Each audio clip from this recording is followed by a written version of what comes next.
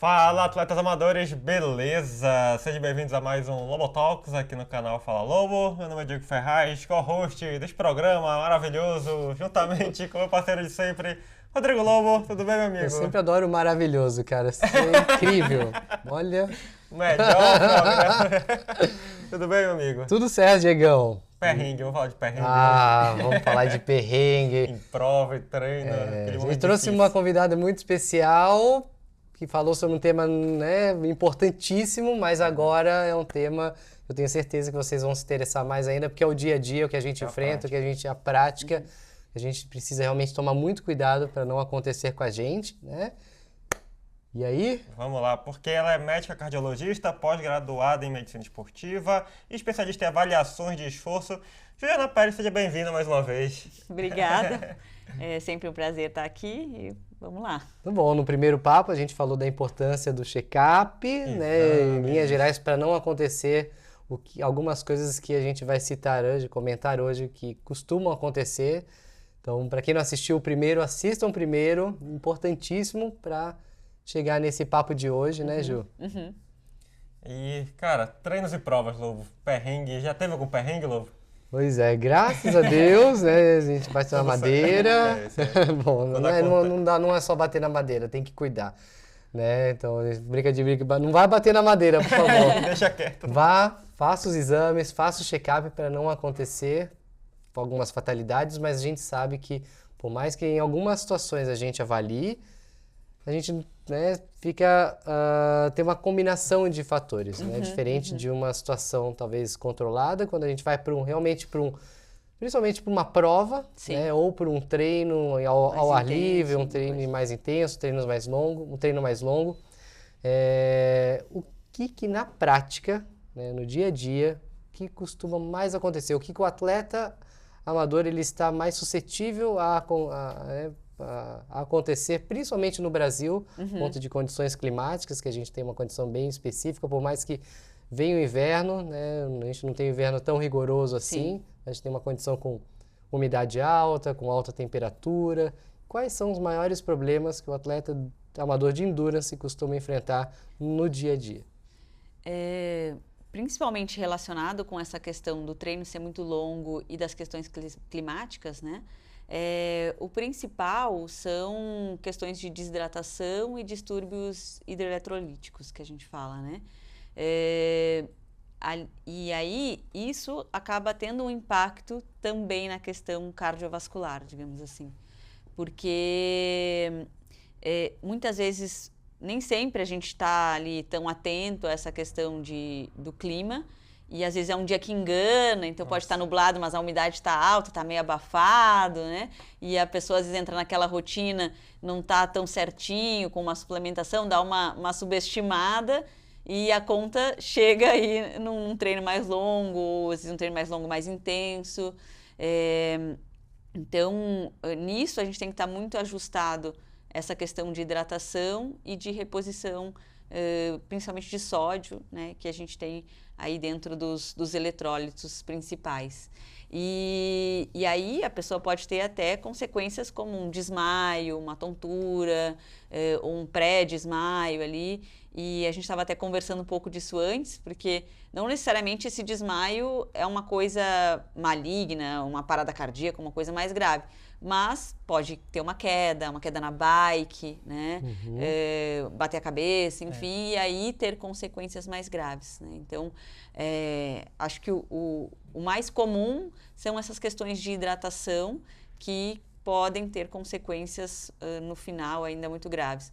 Ou então, numa prova, né, onde a pessoa queria que tivesse frio e estava um calor, eu passei por provas assim já, e a pessoa não faz o ajuste que deveria, né, de intensidade ali, ela quer desafiar mesmo assim o calor de 30 graus, e aí tem aquela quebra que muitas vezes pode também ser uma quebra bem grave relacionada a eletrólitos, principalmente a parte de sódio, né?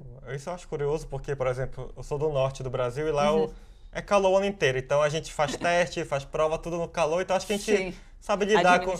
tem o ritmo que a gente já sabe, né? Mas, por exemplo, aqui em São Paulo, que tem muita variação. Então tu faz um teste e vai fazer uma prova com pace determinado. Não, tem que fazer esse pace aqui.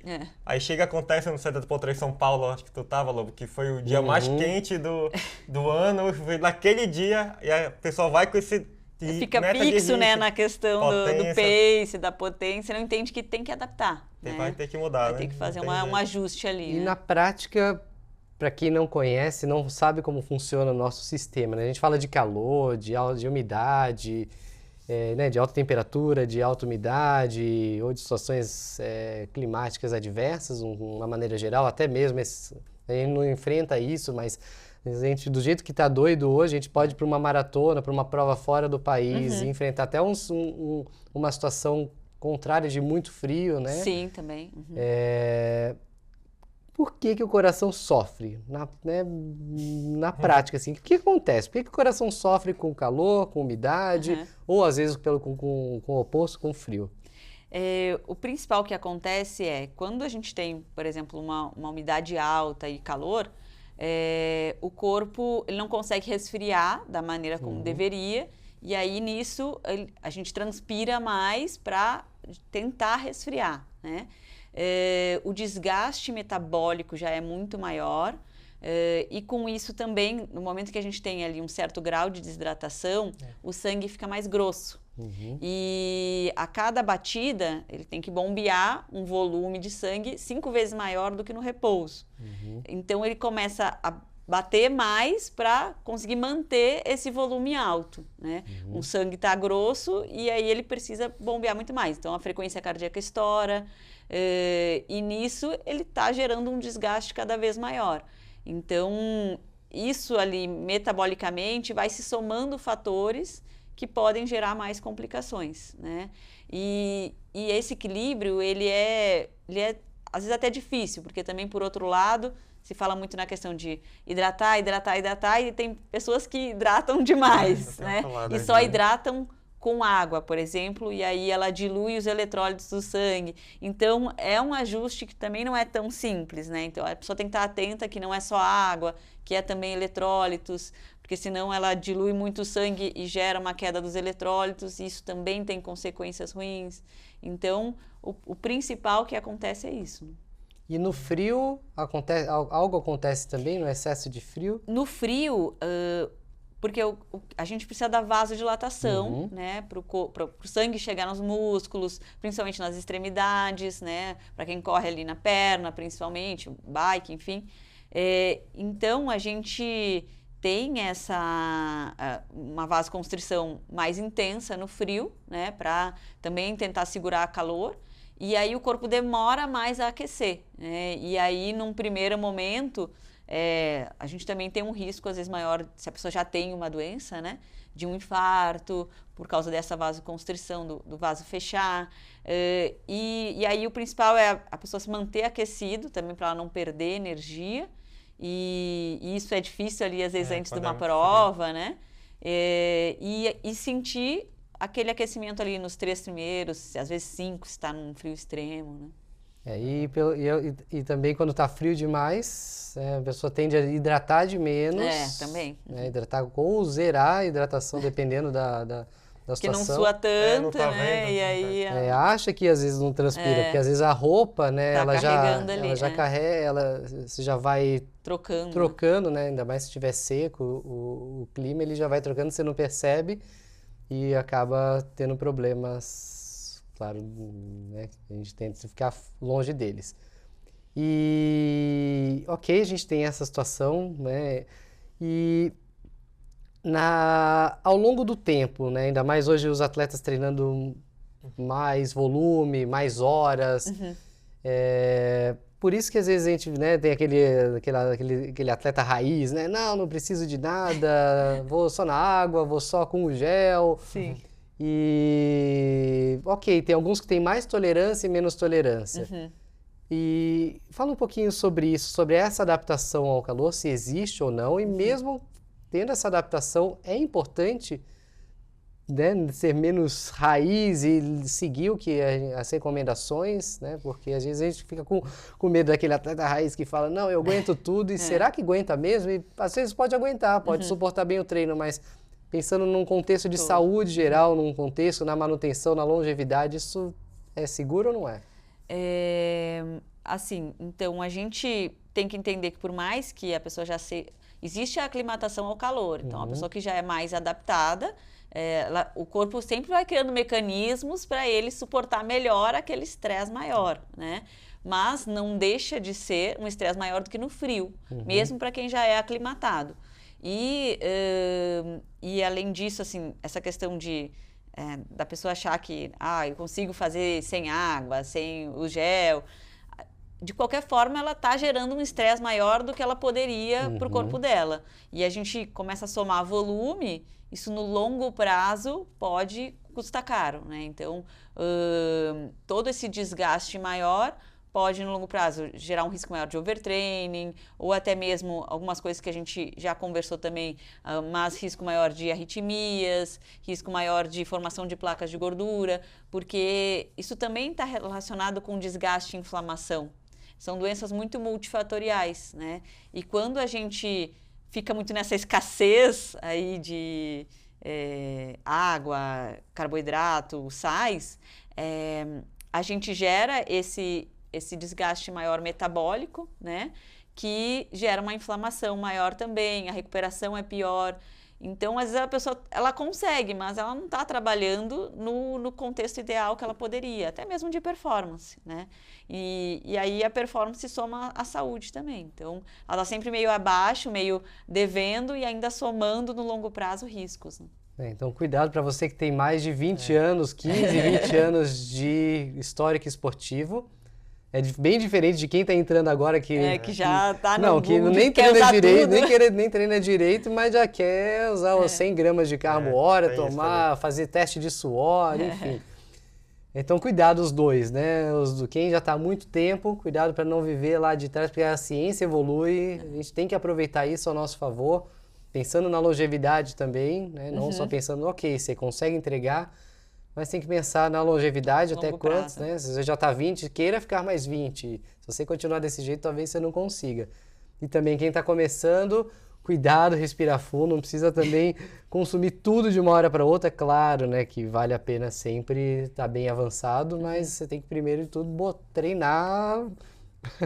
Treinar é importante, né? Não é a suplementação que vai resolver tudo, ou um monte de teste, um monte de dispositivos que vão fazer você evoluir. Então, é muito importante isso também. Boa. E indo também ainda sobre essa questão de treino, o atleta, por exemplo, que está treinando, começa a sentir uma dor no peito, ou numa prova, aí ele vai, diminui, começa a caminhar e volta a correr, aí sente de novo.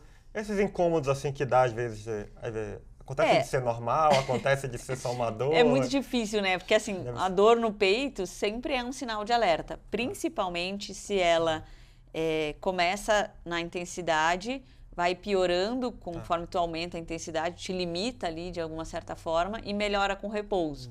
Porque essa é a dor clássica de problema cardíaco.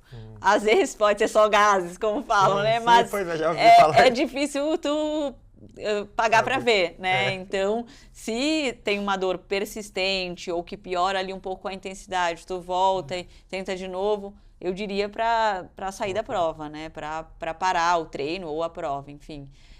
Então, dor no peito relacionada com o esforço e que se inicia no esforço e piora com a intensidade é sempre um sinal de alerta. É bom saber pra galera aí. E questão das provas, então, onde tu acha que está a maior situação que dá problema, assim, provas no atleta, que ele começa a sentir mais? Assim? A gente tem bem relatado isso, né? Que as principais fatalidades ali, elas ocorrem nos 2 primeiros quilômetros, às vezes pela adrenalina, de sair muito forte também, e no terço final da prova, principalmente provas longas, porque aí a gente soma também esses outros fatores, né? Às vezes de hidratação, de suplementação e também de um desgaste metabólico que vai se somando.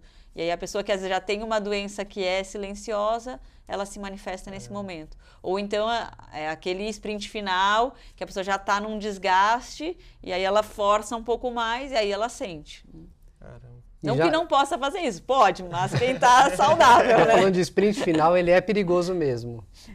Porque isso, a gente já tem um desgaste grande, e aí a gente põe ainda mais intensidade, adrenalina, é muita coisa envolvida. Então, assim, a gente todo mundo acaba dando o sprint final quando a gente está ali na hora da prova. E é por isso que eu sempre falo que independente do teu nível competitivo, quando tu vê a linha de chegada, tu acelera, né?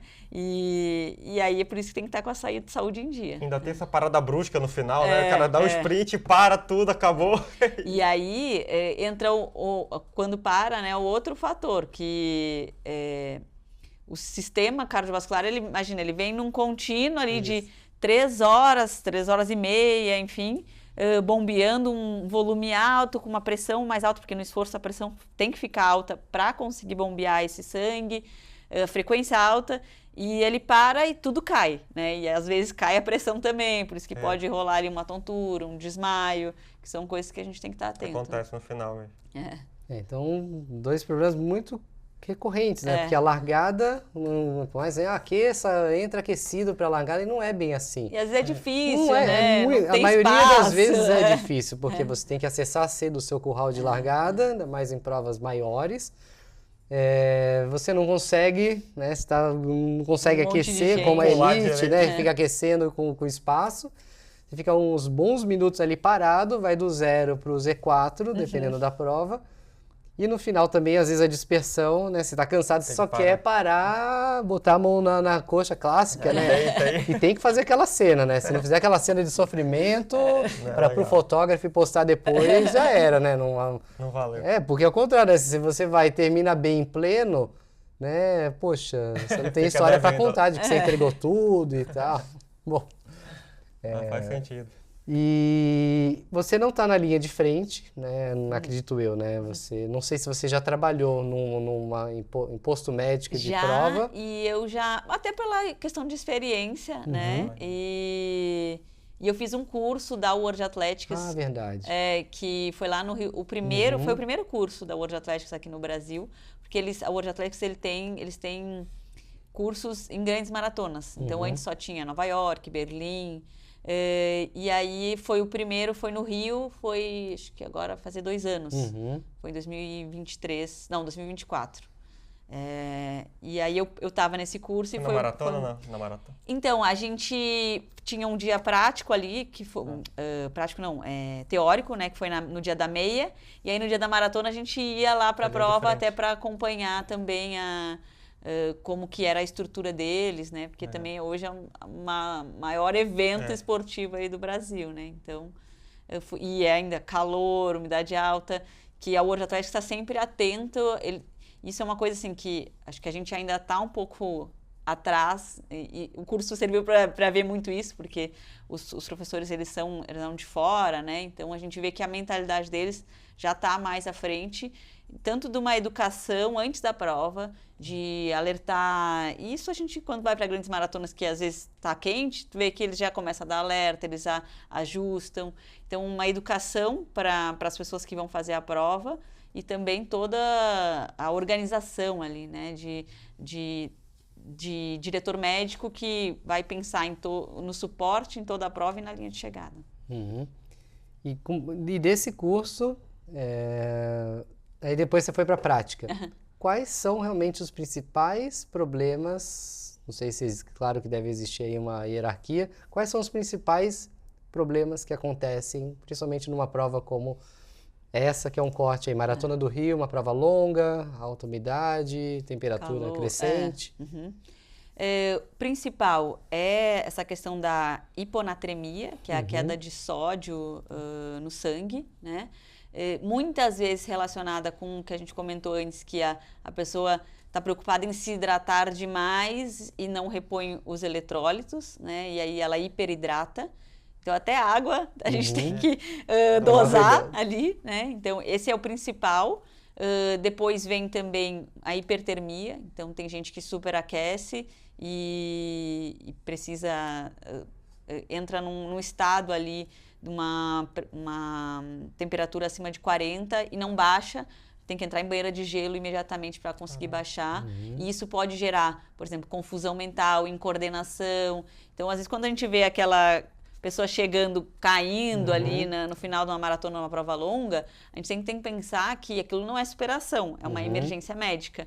Muitas vezes é essa hiponatremia que gera incoordenação muscular, desorientação, pode gerar coma, né, em casos mais graves, ou a hipertermia, que essa temperatura aí, sempre acima de 40, que o corpo não consegue resfriar.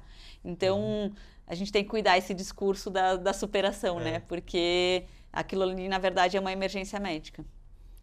Isso é muito importante. Olha, é um tema muito importante que eu gostaria muito... A gente fala pouco, porque gera bastante, pode gerar bastante cancelamento, né? Nas redes sociais, tem que tomar muito cuidado isso viraliza, com isso. Né? Essas coisas, infelizmente. Mas eu sempre digo isso, né? Não estar preparado para uma prova, o quanto é realmente perigoso não estar preparado para uma prova como deveria. Não, vou só para terminar. Né? Fez um ciclo curto, vou só para terminar, aí expõe o corpo, em vez de durar 4 horas, uma maratona vira 6. No próprio triatlo mesmo, né? Um Ironman, você vê muitos atletas indo até quem faz Floripa ali, que é o Walking Dead, as pessoas fazendo isso. Só que aquilo, né? A rede social, ela romantiza ali essa questão da superação, todo mundo pode. É realmente perigoso, então. É realmente perigoso e muito isso que tu falou. Não é descondicionamento, mas a gente não ter o condicionamento adequado gera um impacto metabólico muito maior que aumenta esse risco também. Então, a pessoa não estar preparada para a prova é um fator de risco para ela ter tanto a hipertermia como esses distúrbios eletrolíticos aí. Então, isso é real, né? E se romantiza demais. E ainda a gente tem uma consequência depois, às vezes, que é a rabdomiólise, que é por essa questão de lesão muscular massiva, né? Isso afetar ali diversos órgãos e ter consequências bem graves. Como você mesmo disse, às vezes a gente não tem alguns casos logo pós-prova, né? Então você percebe ali a ambulância trabalhando, o posto médico trabalhando, mas eu acredito que um dos maiores problemas é quando você vai para casa. Também. Que é o que a gente, acho que talvez seja a maior incidência. Que às vezes a gente não sabe tanto, né? A gente não sabe. É uma informação que se perde um pouco mais, né? Isso, então terminou a prova ou um treino, quando você vai para casa, é importante o que a gente faz, principalmente nas primeiras horas pós-atividade, né? Tanto a gente ou comer ou usar ali algum recovery, né? Que já tem as doses mais prontas, mas a gente tem esse aporte de carboidrato, de proteína e hidratação e eletrólitos, né? Principalmente nessas primeiras 3 horas ali pós-prova e até 6 horas, a questão da hidratação. E também estar atento a esses sintomas, né? Porque já tive alguns pacientes que às vezes ele chegou em casa e aí ele teve uma queda de pressão e dá uma tontura, dá um desmaio, ou até mesmo um infarto, ele pode não necessariamente ser na linha de chegada, e ser depois, quando a pessoa já está em casa, ela sente uma dor no peito e aí ela tem que ir para emergência. Então são 2 coisas importantes. Primeiro, Ju, e o pé na jaca? Pode então o pé na jaca pós-prova? Tá liberado ou não tá liberado? Eu sempre falo que não. Queria que você me ajudasse a explicar por que não. O principal é isso, porque é um momento ali que o corpo ainda tá com um estresse metabólico muito grande, ele tá depletado então, de várias coisas. Pode encher a cara de cerveja e chopp? Pode? O álcool ele vai piorar a hidratação, e né? Então a pessoa se hidrata aquele hambúrguer com batata frita que você quis pra caramba, precisa fazer mesmo. Precisa fazer mesmo logo depois da prova? Dá um tempinho, se dia hidrata depois, ou na antes, outra semana, depois, vai comemorar na outra semana, não é melhor? Seria o ideal, né? É difícil segurar. É difícil segurar a empolgação. Falamos. Então tome bastante cuidado com isso, por favor. Então isso eu acho muito importante alertar, muito importante. Gostei muito desse tema, da gente ter trazido bem esse tema específico. E também muito importante, você falou, né, da adaptação, né, do treino. O atleta ele tá aclimatado, precisa suportar essa sobrecarga. Falando nisso, é perigoso esse negócio, né, de fazer para completar. Então é perigoso também aquele atleta que em pouco tempo, que a gente vê muito hoje, aquele atleta que sai do zero e vai para uma maratona em pouco tempo, ele é perigoso, não só para o coração, para o sistema como um todo, né? Sim, porque é isso, assim, tudo bem que a pessoa até consegue, mas ela consegue com um desgaste muito maior, porque a gente, com o tempo, tem adaptações que nos deixam mais econômicos, mais eficientes, que essa pessoa não tem tempo de ter, e principalmente se ela não treina também o volume adequado, né? Então, com certeza é uma pessoa que vai ter um desgaste muito maior e associado a isso todos esses outros riscos. A natureza não gosta dessas evoluções muito bruscas, né? E ainda são, muitas vezes, pessoas que não têm um histórico esportivo. E aí o corpo, do nada, correr 3, 4 horas sem parar, não é uma coisa simples, né? Vai agradar muito. Pois é. E outro ponto, agora lembrando, bem rápido, falando de problemas que podem acontecer numa prova, quando acontece principalmente algo associado ao esporte, né? Falando em seguro, saúde, né? Isso a gente fala pouco. Quando o atleta viaja para fora, principalmente, que você saiu da sua cobertura, né? Saiu da sua cobertura, se for nacional, viaja para fora, ou às vezes tem uma cobertura regional, é importante um seguro saúde específico para o esporte, como que na prática o sistema emergencial opera dessa forma? É importante estar atento ali, porque eventualmente a pessoa pode contratar algum seguro que não cobre competições, né? Ou complicações disso, e aí a pessoa pode ter uma surpresa ruim depois, né? E a gente sabe o custo de entrar numa emergência num outro país mesmo no Brasil, se a gente entrar no hospital particular sem convênio, a conta pode ficar insustentável para qualquer um. Né? Porque aqui no Brasil ainda tem o SUS, né? Bem ou mal, ainda tem país que a gente não sabe como que não tem cada país saúde é de um jeito, pública. E é importante também aqueles protocolos de correr com inscrição, né? Sim. Correr com inscrição, às vezes preencher aquele número de peito atrás, né? Que monta com as informações mais detalhadas. A gente não se preocupa com isso e também no dia a dia, né? No dia a dia com os treinos, que nem no caso aconteceu na Estrada Velha recentemente, o caso de uma pessoa que teve um desmaio e estava sozinha, né? Então é importante, às vezes, o que a gente tem de uma identificação, né? Umas pulseirinhas, ou até mesmo levar um documento, né? Porque a pessoa às vezes só vai com o celular, mas o celular tem a senha, então se acontece alguma coisa, a pessoa não consegue. Então, acho que sempre a gente está com alguma identificação, principalmente se vai correr sozinho ou num ambiente onde não conhece muita gente. Então, a gente não se dá conta no dia a dia, na rotina, mas essas coisas são importantes. E isso que tu falou da prova é muito importante, né? Porque o número de identificação, ele é a tua identidade na prova. Tanto para ligar no caso de uma emergência, e a gente só pensa nisso quando acontece, né? Então, não correr com a inscrição de outra pessoa, porque isso atrapalha a equipe médica, né? E ter as informações atrás é uma coisa que vai ajudar. Muito bom. Top. A gente esqueceu de falar alguma coisa, Ju, importante que você queira transmitir em relação a isso? O principal é isso, a gente cuidar com o discurso do heroísmo, né? Isso é bom. Cuidar com essas evoluções aí bruscas e com muita sede ao pote e estar com um suporte adequado de hidratação, suplementação, de maneira individualizada. Ótimo. E talvez outro papo nosso, a gente possa falar sobre uma coisa muito recorrente, muito atual, que são os dispositivos, né? Sim. Então tem esse ponto também que a gente tem que tomar cuidado, né, Gil? Com o excesso de informação que a gente tem. Saber ler, né? A informação, esse que é o principal. E saber se a gente precisa mesmo, né? De todas as informações ou algumas informações, filtrar, isso, que a gente recebe. Elas são informações que um médico especialista, ele que vai saber lidar, que nem hoje tem relógios que hoje eles marcam eletro, tem, né, hoje tem de temperatura, de glicemia, de glicose. Às vezes o excesso de informação, sem saber trabalhar com ela, e tem um especialista do seu lado para poder ajudar a interpretar é importante, né? Não, com certeza. A minha leitura é outra de uma pessoa que não tem nenhum conhecimento, né? Com certeza. Show. Bom. Onde a galera pode te achar, Ju? Então, meu Instagram é julianaperes.cardio. Estou sempre ali compartilhando também informações e à disposição para dúvidas. E hoje eu trabalho na InSport, que é uma clínica esportiva. Estamos também lá à disposição.